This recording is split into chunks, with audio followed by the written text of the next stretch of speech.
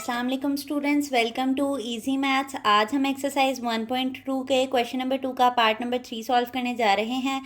Part number 3 के अंदर उसने हमें जो क्वेश्चन दिया है वो है 0.027 होल पावर -1/3 दिया है। ठीक है, तो मैंने आपको प्रीवियस वीडियोस में जिसमें मैंने आपको पार्ट नंबर 1 और 2 करवाया था उसमें मैंने आपको बताया था कि आपने इन क्वेश्चंस को सॉल्व करने के लिए एक दफ़ा हमारे लॉ ऑफ इंडिसेस वाला जो लेक्चर हमने समझाया है उसको लाजमी लें ताकि आपको इन क्वेश्चंस को अंडरस्टैंड करने में आसानी हो, क्योंकि ये टोटली लॉ ऑफ इंडिसेस के ऊपर डिपेंड करते हैं ये क्वेश्चंस। ठीक है, तो चलते हैं हमने सोल्यूशन की तरफ। हमने प्रीवियस वीडियोस में भी बात की थी कि हमने नेगेटिव एक्सपोनेंट नेगेटिव पावर को अवॉइड करना है।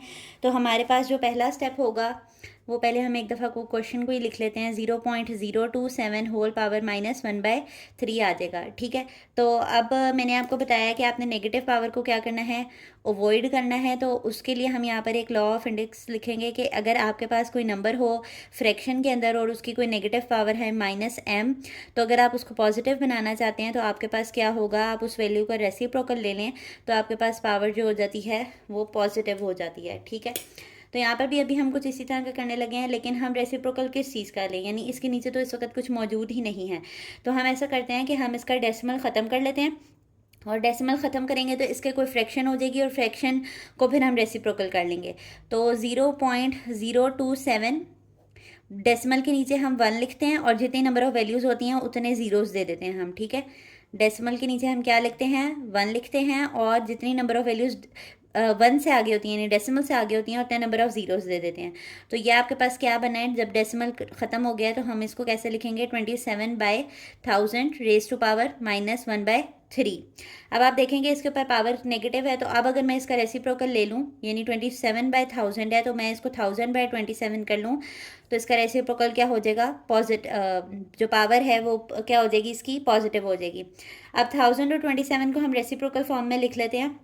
1000 को हम सॉल्व करेंगे तो क्या आता है हमारे पास, 1000 ज़ीरो है यहाँ पर तो हम इसको 2 पे ले जाते हैं। 2 5 ज़ा 10 और बाकी जो 2 ज़ीरोज़ हैं वो वैसे ही आ जाएंगे। 2 2 ज़ा 4 हो जाएगा और यहाँ पर क्या चला गया 1, तो 1 0 10 होते हैं और 2 5 ज़ा 10 होता है तो ये 0 आ गया। 2 1 ज़ा 2 होता है, 2 2 ज़ा 4 होता है, 1 अगेन इधर चला गया तो ये 1 0 10 है तो ये 2 5 ज़ा 10 पे जाएगा। अब क्योंकि इसके लास्ट नंबर पे 5 है तो ये हमेशा 5 पे ही कैंसिल होगा। तो 5 2 ज़ा 10 हो गया और 2 इधर गए तो 25 कहाँ पर आता है, 5 के टेबल पे 5 पर आता है। ठीक है, फिर 5 के टेबल में 25 कहाँ पर आता है, 5 पर आता है। 5 के टेबल में 5 कहाँ पर आता है, 1 पर आता है। ठीक है, ये हमने ले लिया 1000 का, और हम किसका ले लेते हैं, 27 का ले लेते हैं।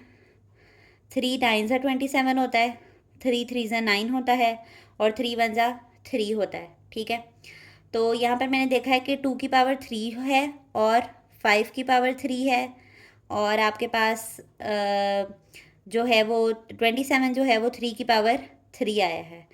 तो आप यहाँ पर अब हम क्या करेंगे कि हम 1000 की जगह पर लिख लेंगे कि 2 पावर 3 रेज़ टू पावर 3 और 5 रेज़ टू पावर 3 आ जाएगा।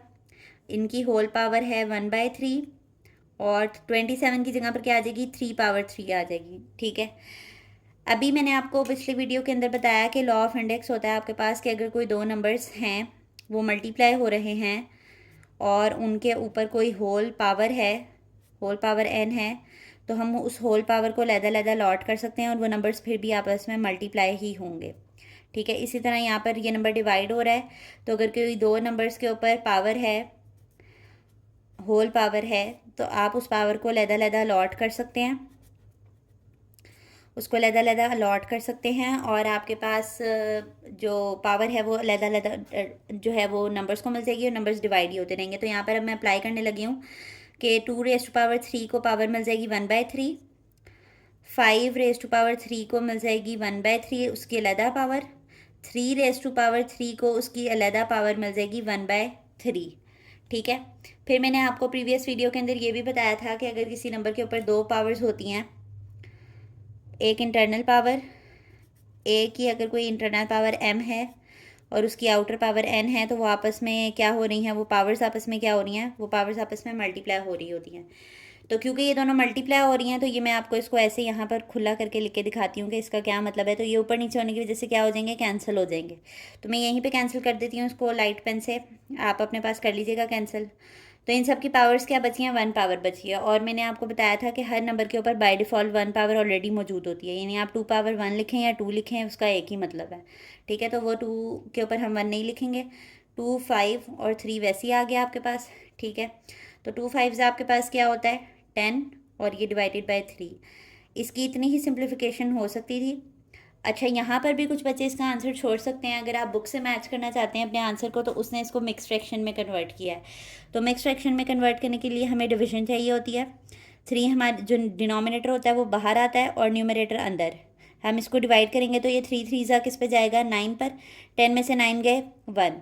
अब यहाँ मिक्स फ्रैक्शन को लिखने का एक बहुत आसान तरीका बताने लगी हूँ आपको, कि जो आपके पास डिवाइज़र होता है वो नीचे चला जाता है, आपने जो एरो है ना वो एंटी क्लॉकवाइज चलाना है, यानी आपकी जो घड़ी है वो इस रोटेशन पे चलती है ना, जिसको हम क्लॉकवाइज कहते हैं।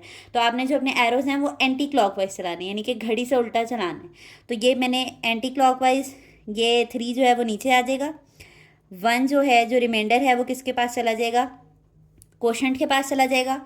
और आपके पास जो 3 है ये वाला जो ऊपर है वो यहाँ साइड पे आ जाएगा। तो इसको मिक्स फ्रैक्शन में हम कैसे लिखेंगे, हमने कहा ये वाला 3 नीचे लिखना है हमने मिक्स फ्रैक्शन के लिए, तो ये 3 नीचे चला गया, ये 1 ऊपर है, तो यहाँ पर ये मिक्स फ्रैक्शन में 1 ऊपर आएगा और ये जो 3 है वो साइड पे चला जाएगा। तो ये इसको मिक्स फ्रैक्शन में लिखने का तरीका था, ठीक है। आप अपने आंसर को यहाँ पे स्टॉप कर देंगे, नेवर माइंड, वो भी ठीक है। आप अपने आंसर को मज़ीद सिंप्लीफाइड फॉर्म में यानी कि मिक्स फ्रैक्शन फॉर्म में लिख देंगे, वो भी ओके है, ठीक है। तो आपने अगर चेक करना है कि आपने मिक्स फ्रैक्शन ठीक लिखी है या गलत लिखी है, तो वो आपने मल्टीप्लाई करके चेक कर लेना है। मैंने आपको बताया था कि मिक्स फ्रैक्शन को सॉल्व करने का तरीका क्या होता है।